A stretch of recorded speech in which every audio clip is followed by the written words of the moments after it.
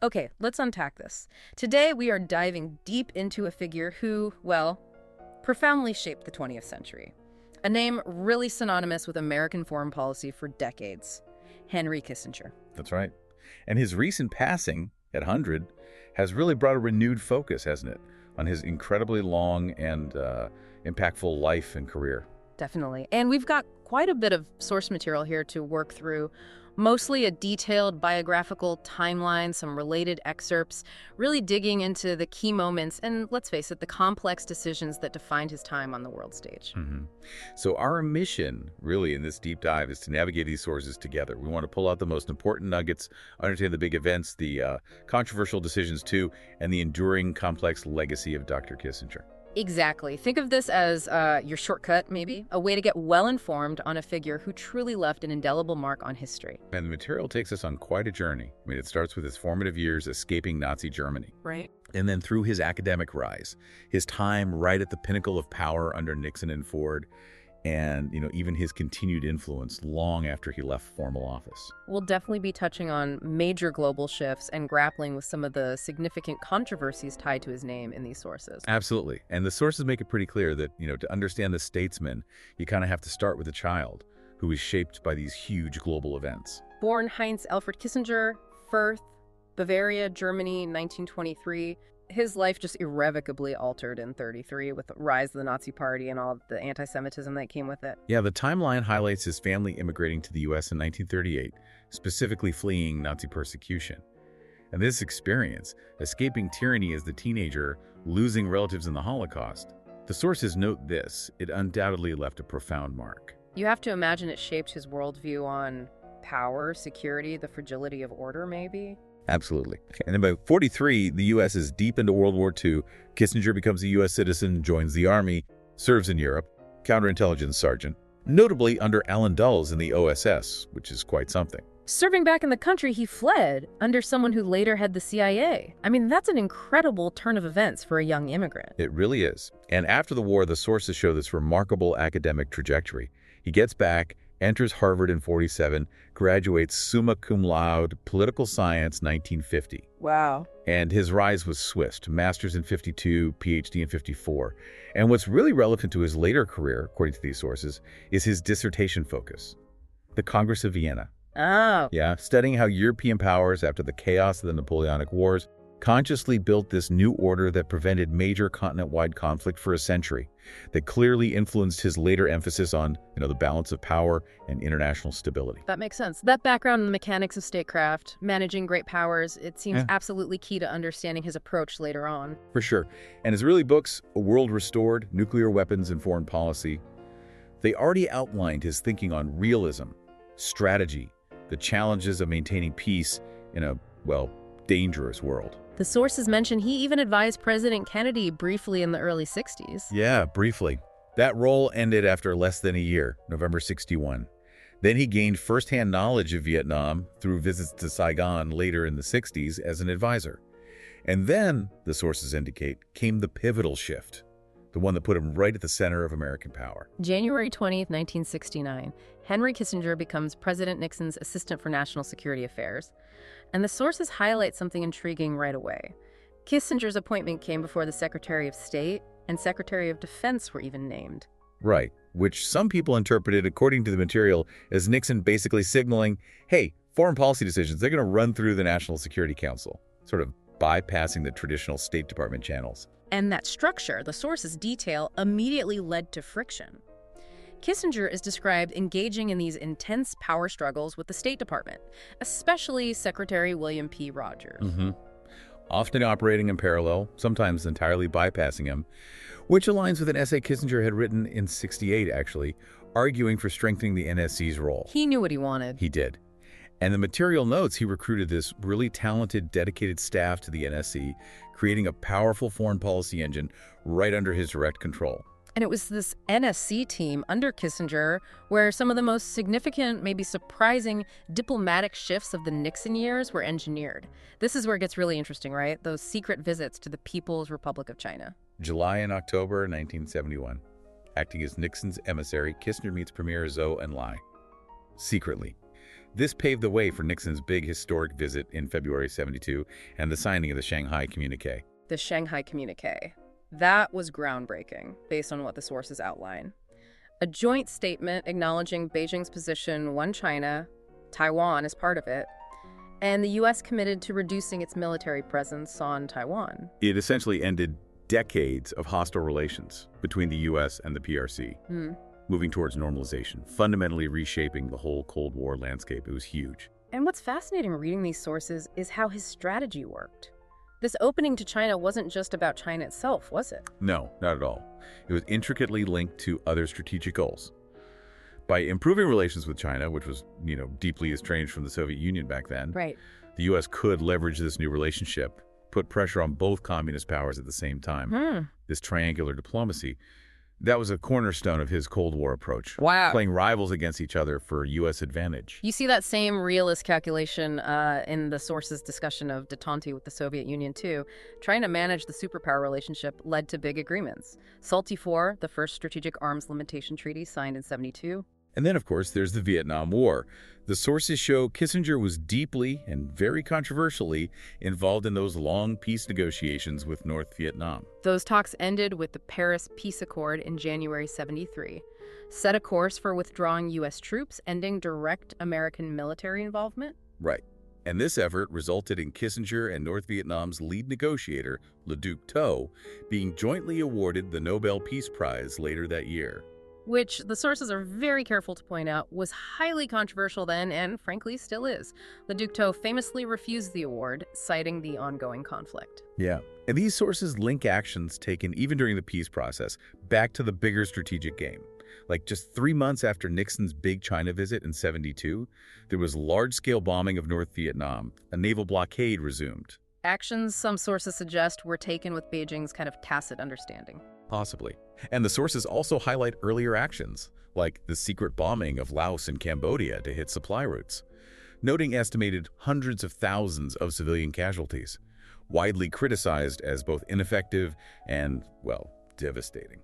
The whole Vietnam period, as detailed here, is just fraught with complexity and deep controversy, really showcases that tension between strategic aims and human cost.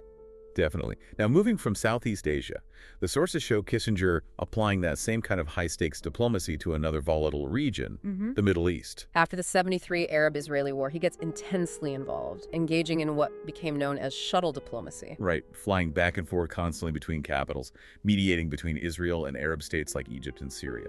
And the sources highlight some key outcomes from that persistence. In 74, he played a crucial role in helping Egypt under Sadat shift away from Soviet alignment towards the U.S. And also in 74, the sources note a meeting with Saudi Arabian minister Fahd bin Abdulaziz. It established a secret agreement securing a stable supply of Saudi oil, paid for mostly in U.S. dollars, in exchange for U.S. security guarantees. Which helped set up the petrodollar system, reinforcing the dollar's global role. Exactly. And if you connect these actions back to the bigger picture in the sources, they really illustrate his realist approach, don't they? Identifying core U.S. national interests, managing superpowers, energy security, stabilizing key regions, and pursuing them through practical, often transactional means. Yeah, and sometimes prioritizing state stability, it seems, above domestic politics or human rights issues in other nations. And that pursuit of state interests, as depicted here, leads directly to some of the most significant criticisms. His support for Pakistan during the 1971 Bangladesh Liberation War is highlighted. Right. The sources state that despite widespread reports of atrocities by the Pakistani military in East Pakistan, Kissinger sided with Pakistan along with China. One source says he did not hesitate to justify Pakistan's military invasion. And this was reportedly done to protect that critical relationship with Pakistan because they were the secret channel for the opening to China. So that period, along with accusations detailed in the sources about his role in supporting regimes that committed human rights abuses, like the 73 Chilean coup bringing Pinochet to power, support for Indonesia's invasion of East Timor in 75, that forms the basis for some of the most severe condemnations. Critics cited in the sources go so far as calling him a war criminal. Yeah, the sources, including references to works like Christopher Hitchens' The Trial of Henry Kissinger, they don't shy away from presenting these criticisms in really stark terms. It's a powerful contrast to the image of the strategic master who won the Nobel Peace Prize for ending U.S. involvement in Vietnam. That tension is central, isn't it, between the lauded strategic achievements and the devastating human consequences. Absolutely. His realist philosophy, prioritizing state interests and the balance of power, often above ideology or human rights abroad. It led to undeniable diplomatic breakthroughs, but also actions with immense human costs elsewhere. And he stayed central even after Nixon resigned in '74 over Watergate. He stayed on as Secretary of State under President Ford until '77. That's right. The sources note he stepped down as National Security Advisor, but effectively kept huge control over foreign policy through his network in the State Department and working with former NSC staff. During that period, the National Security Study Memorandum 200, the Kissinger Report, was produced under his direction. Right, and as the sources detail, that document recommended U.S. foreign aid be tied to developing countries implementing population control measures. It was later declassified, still subject to debate. He also notably pressured Rhodesia's white minority government towards black majority rule in 1976. Yeah, he did. And then, after leaving government, the sources show Kissinger didn't just fade away. Not at all. Remained highly active, influential. Published his extensive memoirs, won a National Book Award for them. And in '82, he set up Kissinger Associates, a consulting firm. And the material notes this firm focused heavily on international business, especially leveraging his unique relationships and insights regarding China. He's frequently described in these sources as a kind of living witness of modern diplomacy. Someone consulted by leaders across generations, different political spectrums. Definitely. The timeline notes meetings with significant figures like Vladimir Putin on multiple occasions, even after leaving government. And he was a longtime friend and informal advisor to Donald Trump, met with him numerous times during and after his presidency. And his engagement with China, that pivotal relationship he helped forge, it continued right up until the end. It did. The timeline notes a significant visit, meeting Xi Jinping in Beijing in July 2023, just months before his death, reportedly emphasizing the critical need for dialogue between the two militaries as relations worsened. The sources also highlight his consistent, long-term strategic thinking about other key powers, particularly Japan. Yes, his views, outlined here, consistently suggested that Japan, as an economic powerhouse, would inevitably seek to become a major political and security player too. He's famous for that lid on the bottle theory, right? The idea that the U.S. security presence under the treaty helps contain any potential resurgence of Japanese militarism. Removing it could lead to unpredictable actions in the region. That's a fascinating perspective from the sources. Suggests a strategic calculation aimed at regional stability as much as just the bilateral alliance itself. He even predicted, the sources note back in 2008, that Japan would develop a strong military within a decade, and said Japan becoming a normal country was inevitable, praised Prime Minister Abe later for moving that way. And while discussing Japan, the sources touch upon a specific controversial episode concerning the return of Okinawa. Ah, yes. They detail secret negotiations where Kissinger reportedly sought the right for the U.S. to transit nuclear weapons through Okinawa with prior notification in emergencies. This was later renegotiated to requiring prior consultation. And sources note his famous no comment on the secret agreement when asked by Japanese media in '95, and then the memo detailing it was found later in U.S. archives in 2007. Another point from the sources, underscoring that often cold, pragmatic view attributed to him, is his reported response about the atomic bombings of Hiroshima and Nagasaki. What did he reportedly say? Allegedly stated that dropping the bombs saved more Japanese lives than would have been lost in a mainland invasion, and Japan should be thankful to the U.S. A view, presented here, that's sharply contrasted by critics, obviously. These specific examples really bring us back to the core evaluation presented throughout these sources, don't they? Kissinger's diplomacy, time and again characterized by this deep adherence to realism, focus on U.S. national interest, global balance of power, often drawing parallels to the stability achieved by the Congress of Vienna. Exactly.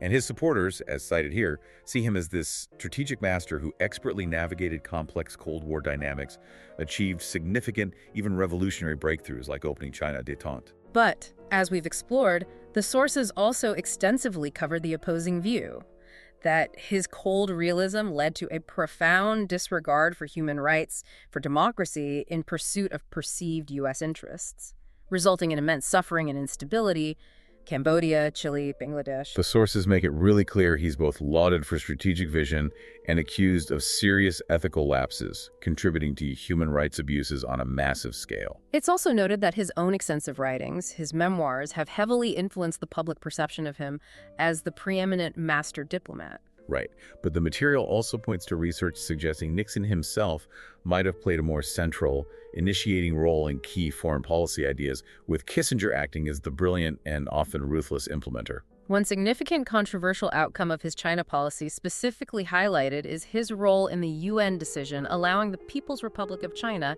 to replace Taiwan on the Security Council in 1971. It's undeniably clear from all this material. Henry Kissinger was a figure of immense influence, complex motivations, deep contradictions. His actions, the strategic calculations behind them, they continue to be debated fiercely. His legacy remains under intense scrutiny worldwide. Absolutely. These sources provide a really robust foundation for understanding both the celebrated achievements and the profound criticisms that define his complex place in history. So, thinking about everything we've navigated through, from his strategic maneuvers like opening China, détente, to his intense efforts in shuttle diplomacy and grappling with those complex, often dark realities of conflicts like Vietnam, Cambodia, the Bangladesh Liberation War, the sources truly highlight the sheer depth and breadth of Kissinger's impact on the 20th century. Yes, they powerfully lay out that fundamental duality of his legacy. They present both his lauded achievements, including that, controversial Nobel Peace Prize, and the significant criticisms and controversies around his actions. Portraying him simultaneously as the strategic master focused on realism and the balance of power. And as a figure accused of serious ethical lapses, contributing to human rights abuses in pursuit of those very goals. Looking closely at these sources really underscores the nuances needed when you evaluate such a consequential figure. You really can't grasp the full picture without confronting both sides of the story they present. Which raises an important question, I think, for you, the listener, to consider. Building on these themes of realism, national interest, balance of power, so prominent in this source material, how do these core approaches look when applied to the complex global challenges we face today? Right. What does the intricate, debated legacy of Henry Kissinger, as revealed in these sources, teach us about the difficult choices leaders have to make in a complex and often very messy world? A lot to think about indeed. Thank you for joining us on this deep dive.